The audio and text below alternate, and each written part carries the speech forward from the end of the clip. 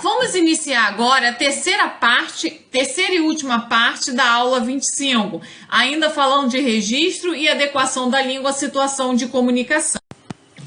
Agora nós vamos falar um pouquinho das diferenças entre fala e escrita. As relações, então, entre fala e escrita não podem ser tratadas de maneira estanque, como se cada uma fosse colocada num compartimento e analisada isoladamente. Se, por um lado, a proximidade entre a fala e a escrita pode ser muito estreita, por outro, a distância pode ser mais marcada, ou seja, podemos nos comunicar tanto por meio da fala quanto da escrita, o que não quer dizer que fala e escrita sejam sempre intercambiáveis. Assim, ao falarmos com um colega de classe ou em família, temos o hábito de não pronunciarmos o R final dos verbos no infinitivo, ou ainda de abreviar as palavras, dizendo, por exemplo, preciso estudar pro concurso. Ao passarmos para a língua escrita, numa prova, por exemplo, já procederíamos de outra forma, usando a língua escrita de acordo com a norma culta. Dessa forma, essas relações devem ser analisadas segundo nos fala o professor Marcuski, dentro de um quadro mais amplo no contexto das práticas comunicativas e dos gêneros textuais. Então, é preciso considerar algumas distinções entre fala e escrita. Uma primeira diferença é que na fala o texto é recebido à medida que é produzido, ao contrário da escrita, em que o texto só é lido depois de estar pronto. Dessa primeira diferença decorrem outras. Por exemplo, podemos planejar o texto escrito, enquanto o texto falado tem planejamento e execução simultâneos. Aqui, à medida que eu vou falando, o interlocutor vai ouvindo, então eu não tenho como apagar, reformular o tempo todo. Daí, na língua oral, na fala, nós temos as pausas, as repetições, as hesitações, que são características próprias da fala. Segunda característica da fala, podemos alternar os papéis de falante e ouvinte no texto falado. E considerar ainda que o ouvinte pode interromper o fluxo da conversa, tomando a palavra, havendo assim um envolvimento maior de um interlocutor no texto do outro. No texto escrito, não. Mesmo que se queira criar um diálogo, não será um diálogo em tempo real, mas uma simulação do diálogo. E a terceira característica, construímos textos em períodos mais curtos e menos orações subordinadas no texto falado, ao contrário do texto escrito, em que pode haver possibilidade de refletir antes de escrever. Então, no texto escrito, nós utilizamos mais períodos mais bem elaborados e complexos. A atividade da página 197 traz um texto de fala, um exemplo de texto de fala, e pede para passar para o mais próximo possível de um texto escrito. Então, veja um texto, a reprodução da fala. Bem, eu estava ali, no ponto, isso aí mostra hesitações, esperando o ônibus, e aí o homem chegou e gritou assalto, perdeu tudo, se deu mal. Eu fiquei desesperada, Quem estava ali no ponto, correu, não ficou ninguém. Você sabe, É mesmo horrível. Eu acho que tem que ter mais policiamento nas ruas. Aí, eu talvez não teria passado por isso. É triste perder o pouco que a gente tem. Então, passando para uma linguagem, para um texto mais próximo possível da escrita, teríamos: eu estava no ponto de ônibus quando chegou um homem gritando assalto, assalto. Perdeu tudo, se deu mal. Eu fiquei desesperada, é horrível. As pessoas que também estavam no ponto correram. Não ficou ninguém, é mesmo horrível, é preciso ter mais policiamento nas ruas. Se tivesse, talvez eu não passasse por essa situação, pois é triste perder o pouco que a gente tem. Pois é triste perder o pouco que temos.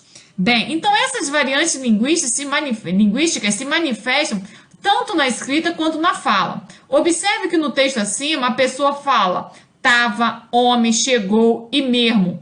Qual tipo de variação se trata?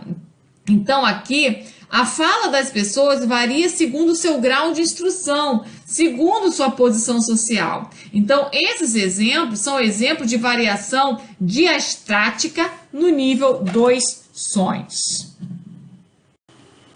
Ainda nessa aula, nós temos uma atividade final com uma crônica de Wilson Liberato. Nossa língua brasileira.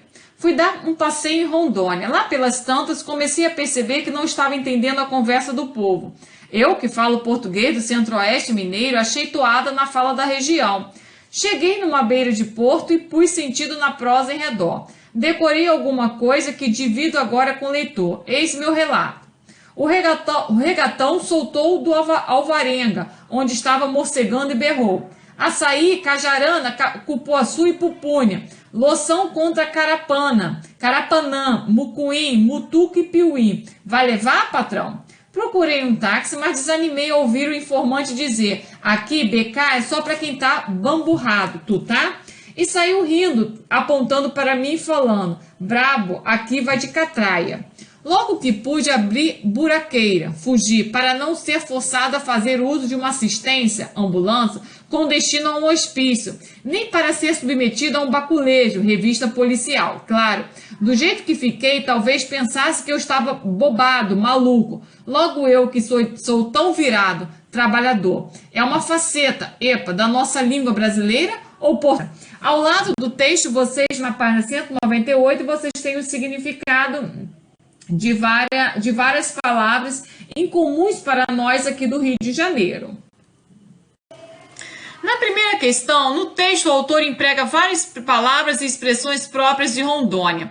Essas palavras e expressões são exemplos de qual variedade linguística? São exemplos, obviamente, da variedade diatópica no nível do vocabulário.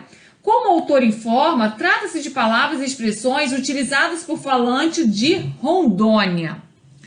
No relato do narrador do texto, são transcritas algumas falas de pessoas que vivem em Rondônia. Por exemplo, aqui, BK é só para quem está bamburrado, tu tá?